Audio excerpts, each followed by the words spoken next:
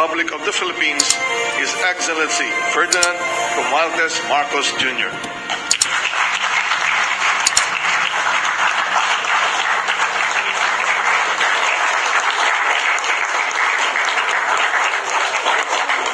Thank you very much to our Secretary of Science and Technology, Dr. Renato Solidum. Ayan, magandang umaga, lansangan ni Juan. Pakinggan po natin mga kababayan kung itong speech po ni PBBM ay pinababalik niya po kasi lahat ng mga Pilipino scientists dito po sa Pilipinas para paunladin po ang ating bansa. Siyempre, hindi naman basta-basta babalik ang mga yan kung hindi tatapatan ni PBBM yung sweldo nila doon at saka yung mga makukuha nila. Yan po ang gagawin ni PBBM, kaya hindi po tayo nagkamali ng pagboto sa 31 million mga kalansangan ni Juan, kaya saludo po tayo sa bawat isa. Ito pakinggan po natin mga kababayan. Diretso lang po. Sige po. Go ahead, PBBM. Our host for today's activities, Pasay City Mayor Imelda Calixto Rubiano. We thank the DOST Undersecretary Sancho Maborang for his attendance here today. DOST Assistant Secretary Lea Buendia for her briefing on the achievements of the Balik Scientist Program. Our renowned Balik scientists and all the distinguished guests who are here this morning, ladies and gentlemen. Good morning. I congratulate the Department of Science and Technology for being able to hold the 8th annual Balik Scientist Program Convention. This continuous effort, which began in 1975, in creating opportunities for emerging Filipino scientists, anchored in the enhanced use of science, technology, and innovation, is truly noteworthy. But I think, more than anything else, allow me to extend my heartfelt gratitude, and from not only from myself, but from the entire country, to our scientists for your service to the nation. Your contributions to the development of science and technology in the country have been truly remarkable. It is very heartwarming to see that you have chosen to return to the Philippines to use your expertise to help improve the lives of Filipino people. And I know that this decision in many cases has meant a potential loss of opportunities.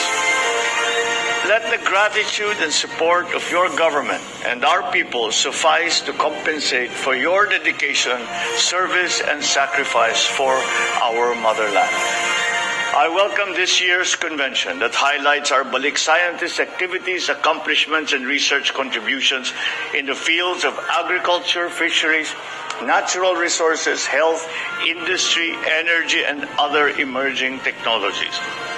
As the USEC Buendia was giving her briefing, I turned to Dr. Solidum and I commented that I was impressed by the number of patents that have emerged. This is generally the guide that we use. This is generally the measure that we use when we are talking especially of primary research. That is now part of that is the most important part of much of our research that we are doing, because of so many new developments, so many new challenges that we are facing, for which we look to science for a solution and for an answer. As we all know, the world we live in has become more and more dependent on technology. We live more and more of our lives in the digital world. We have been confronted by a pandemic that, again, look to science for solutions, for vaccines, for protocols, for strategies, for technologies that would help us out of that particular problem. We now, because of the pandemic, have learned that it is science that will provide for us the answers to the future.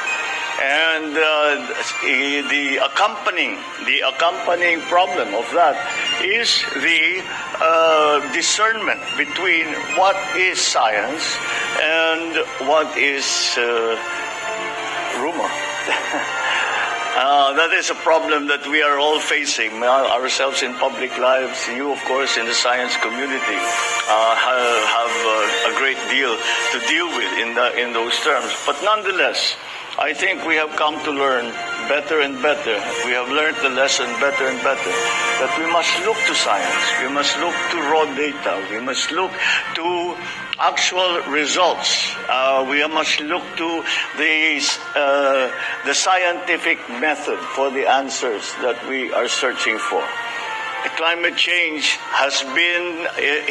is now the primordial problem of not only the Philippines, but of the entire world. And again, it has been something that scientists have been warning us about for decades, except we chose not to listen. We are listening now. And that's why we look again on this very important aspect, because climate change, as you well know, affects every single part of governance. In this day and age, everything that we discuss, everything that we plan, we have to take into account climate change. And that is something that I believe is the same situation for everyone else around the world. Of course, there are specific conditions that affect the Philippines, but again, we look to our scientists, we look to science to provide us the answers for the mitigation and the adaptation that we have to undergo if we are going to flourish and do better in the future. It is commendable to see that we not only encourage the culture of science and technology research among local academic institutions, national government agencies, and the private sector, but also fostering a culture of collaboration and cooperation among the different sectors of society. As we take advantage of the many opportunities available to us under what is becoming the new normal, it is important to highlight the critical role of the DOST with the help of the participating balik scientists to address the perennial issues in the country through research and development initiatives. You must continue to strengthen the implementation of the Balik Scientist Program and find ways to provide more incentives to encourage more Filipino scientists to come back to the country and share their expertise. How many times have we gone abroad and have we gone to see a success story in a private sector or in government, and when it is being explained and we are being briefed about that success story, how many times have we found that at the core was a group of Filipinos working hard, waiting, hoping that they be given the opportunity to do that work here in the Philippines. That is what we need to provide to them. We need to provide to them the incentive. Ang Pilipino naman gusto niyang umuwi. Ang Pilipino hanggat maaari, kung maaari ay nais nila na makapagtrabaho dito at makapiling ang kanilang pamilya, ang kanilang pinanggalingan. Ang hinihingi lang naman ng ating mga scientists ay mabigyan sila ng suporta in terms of equipment, in terms of facilities, in terms of funding. And that is again what the Balik Scientist Program is all about. It's my hope that you will sustain and augment the short, medium, and long-term benefits for our Balik scientists and their families provided for under the law and beyond. These benefits do include allowances, education assistance for their minor children, participation in grants in aid projects, amongst many others. And perhaps we will take even more initiatives, because in this technological world, once again, we look to our scientists, we look to science to solve our problems, to show us the way to the future. I also urge the DOST to develop many more initiatives that will inspire our... Ayan mga kababayan, no, halos lahat ng presidente, mga kababayan, na dumaan, hindi po naisip ito na hindi nila siniportan yung magagaling na scientist na naglilingkod ngayon sa iba't ibang panig ng mundo, no. Mga magagaling na scientist ng mga Pilipino, no, na ginagamit po ng ibang bansa.